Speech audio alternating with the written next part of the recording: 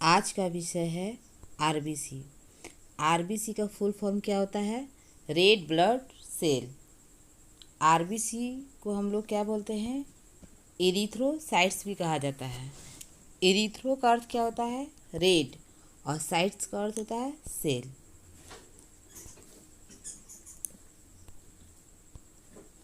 RBC का खोज किसने किया है? एंटिओन वैन ल्यूवेनहॉक ने किया है। ठीक है। आरबीसी मेल में कितना होना चाहिए? 4.5 से लेकर 5.5 मिलियन पर 100 ml हीमोग्लोबिन होना चाहिए।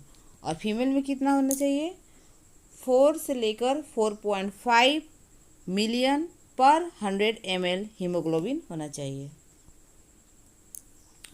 क्वांटिटी में हम लोग जानते हैं कि सेल में सबसे बड़ा जो होता है वो क्या होता है? आरबीसी होता है। उसके बाद प्लेटलेट्स, उसके बाद डब्ल्यूबीसी। क्यों? क्योंकि आरबीसी का जो संख्या होता है वो मिलियंस में होता है, और प्लेटलेट्स का संख्या लाख में होता है, और डब्ल्यूबीसी का जो संख्या होता है वो आपका 1000 में होता है। इसलिए क्वांटिटी के अनुसार सबसे बड़ा सेल आरबीसी हुआ और सबसे छोटा सेल डब्ल्यूबीसी हुआ। लेकिन साइज के अनुसार सबसे बड़ा जो सेल होता है वो डब्ल्यूबीसी होता है, उसके बाद प्लेटलेट्स, उसके बाद आरबीसी। अर्थात साइज के अनुसार आरबीसी जो होता है वो सबसे छोटा सेल होता है, और सबसे बड़ा सेल साइज के अनुसार डब्ल्यूबीसी होता है, और क्वांटिटी के अनुसार सबसे बड़ा सेल आरबीसी और सबसे छोटा सेल डब्ल्यूबीसी होता है। It is a smallest blood cell. RBC जो होता है वो सबसे छोटा ब्लड सेल होता है। ठीक है।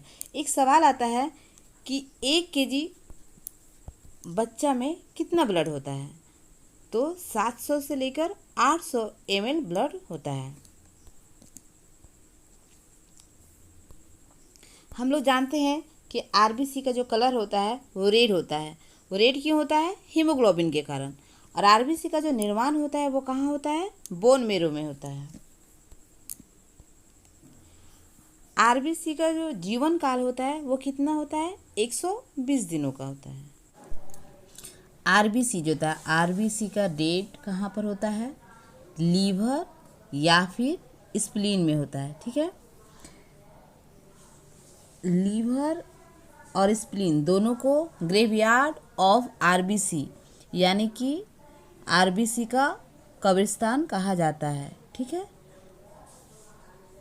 अच्छा, लीवर में जब डेट करता है तो वो आरबीसी हमेशा के लिए डेट कर जाता है।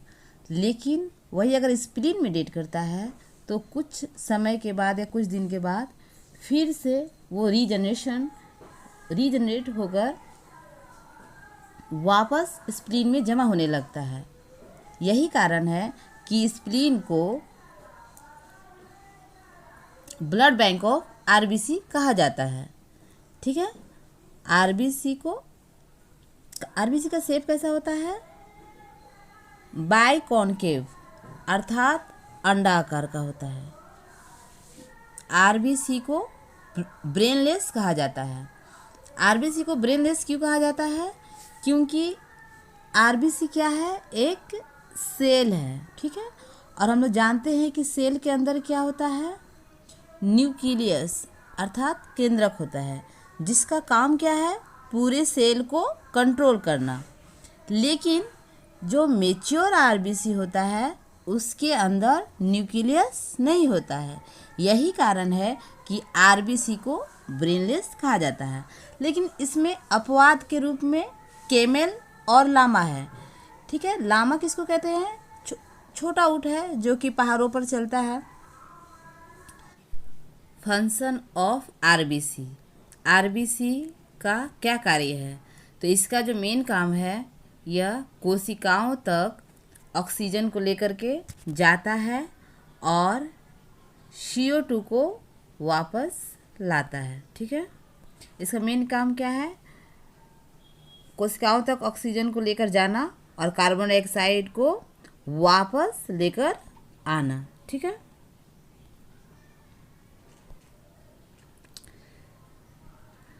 हम लोग जानते हैं, हम लोग हमारे चारों तरफ क्या होता है, इन्वायरमेंट होता है, और इन्वायरमेंट होता है। और हवा जो है वो हमारे शरीर में कहाँ से इंटर करता है, नोज से इंटर करता है, ठीक है। उसके बाद ये हवा कहाँ आता है, वाइंड पाइप,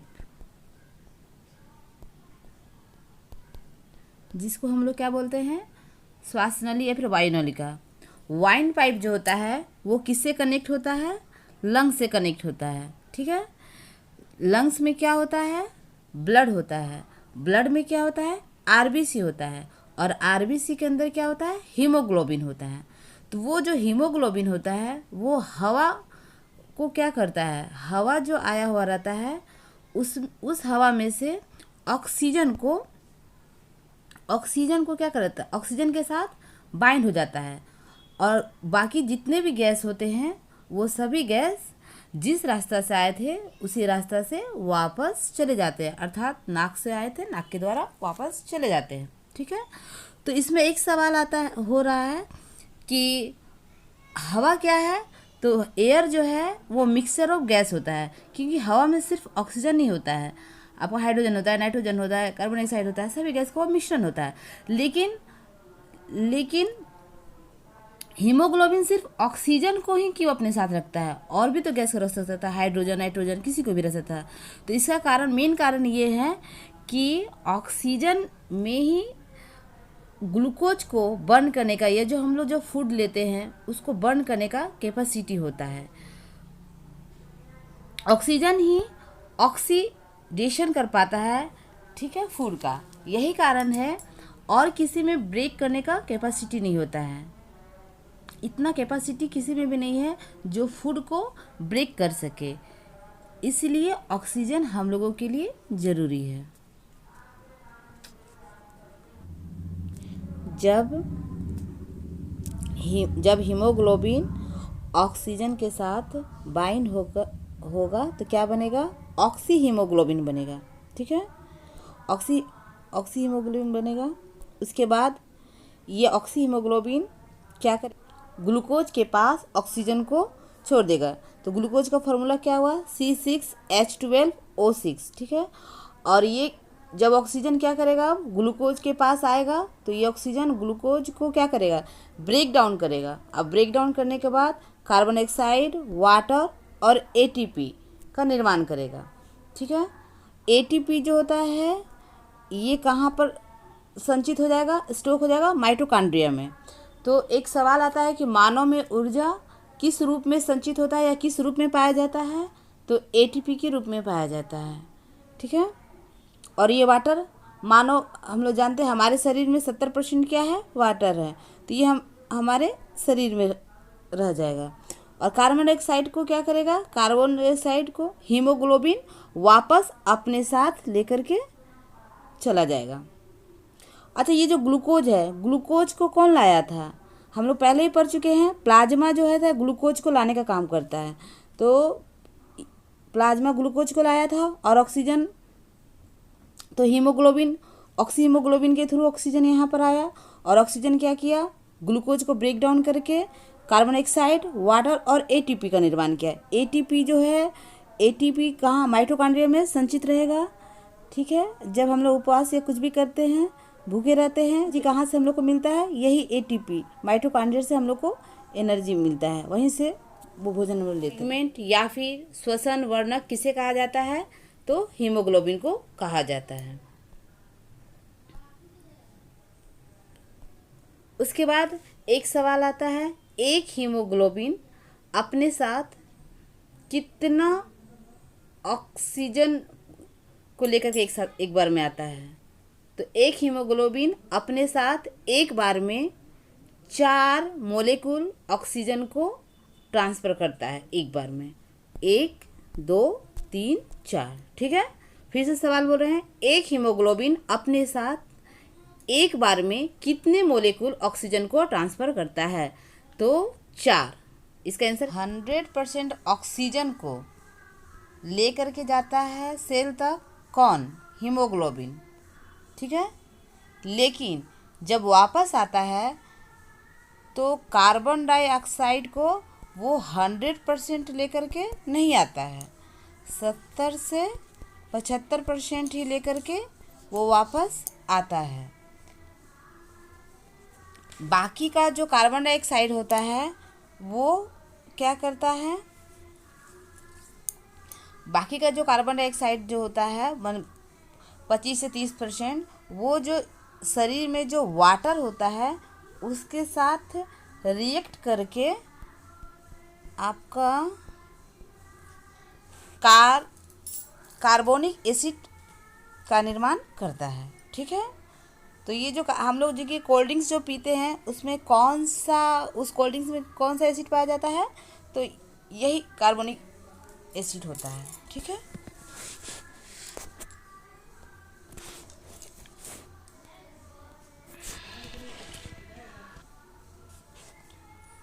बच्चा जब भ्रूण में रहता है तो उस समय ब्लड कहाँ बनता है बच्चा का, तो लीवर में बनता है। आरबीसी से होने वाला बीमारी, सबसे पहले कौन सा बीमारी होता है, एनीमिया। अगर शरीर में आरबीसी की कमी हो जाएगी तो इससे खून की कमी हो जाती है, जिसके कारण एनीमिया रोग हो जाता है। दूसरा क्या है, दूसरा है आपका पॉलीसाइथेमिया। ये इसमें क्या होता है, आरबीसी ज़्यादा, जब शरीर में आरबीसी ज़्यादा हो जाता है तब ये पॉलीसाइथेमिया नामक रोग हो जाता है। ठीक है, इससे क्या होता है, आरबीसी जो होता है वो थोड़ा बहुत क्या होता है, फटना स्टार्ट हो जाता है और इससे खून खराब होने का चांस ज़्यादा हो जाता है, ज़्यादा बढ़ जाता है। आपका तीसरा है आपका थैलेसीमिया रोग। ये जो रोग होता है, ये रोग किस में होता है, आपका बच्चों में होता है। और जब ये रोग जब हो जाएगा तो आरबीसी का जो जीवन काल होता है, हम लोग ऐसे जानते हैं कि आरबीसी का जीवन काल 120 दिन का होता है, लेकिन जब थैलेसीमिया हो जाता है तो आरबीसी का जीवन काल 50 से 60 दिन का हो जाता है। जिस आरबीसी जल्दी बनता है और जल्दी मर भी जाता है।